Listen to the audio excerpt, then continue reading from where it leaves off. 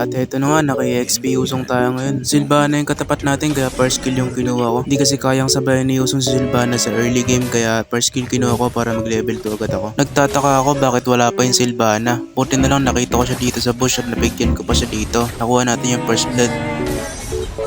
Tama nga yung hinala ko na naglalag yung Sylvana kaya binigyan ko na siya ulit dito at nakuha na natin yung kill ulit. Dito naman, di ko inasahan na sobrang sakit pala ng audit dito. Kaya nabigyan nila akong dalawa dito. Nagsimula na yung turtle, papatayin ko sana yung Harley kasi mabilis yung kamay niya kaya nakatakas siya dito. At namatay pa ako dito, puli na lang nakuha namin yung turtle. Habang nagkiklear ako ng minion dito, nakita ko na napakalalim yung core namin kaya tinulungan ko na siya dito at nakapatay pa kami ng dalawa. Akala siguro nila matagal pa yung ulti ko kaya pinalagan nila ako. Buti na lang biglang nagkaroon ng ulti at ayun sila pandalawa yung namatay dito.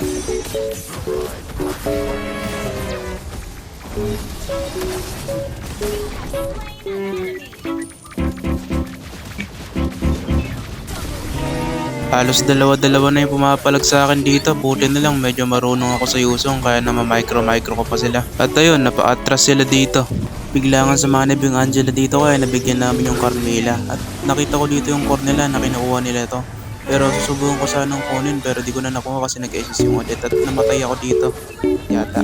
Sa tingin ko may lahi akong pusa kaya nabuhay pa ako. Piso na lang yun. Pagtapos ko i-push yung tower dito naramdaman ko na may gagawin sila dun sa mid lane kaya ayun sumama ako at nag-SS agad ako. Pinabigyan kami dito buti na lang nakapag-lord pa kami agad. Tapos maganda talaga gamitin si Yusong sa team 5 kaso nga lang ano kayang nangyari dito bakit sobrang lambot ko. Any tips ba? Dito pagbaba ng audit namatay agad siya at pinauwi namin agad siya sa base.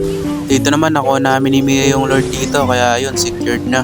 Ang hirap pasukin ng kalaban, lagi nasa tore. Buti na lang dito nabigyan namin sila medyo lumalim at napetrify ko pa. Balak mag-lord ng kalaban dito, buti na lang naramdaman ko yun at nag-SS agad ako papunta dun sa core nila.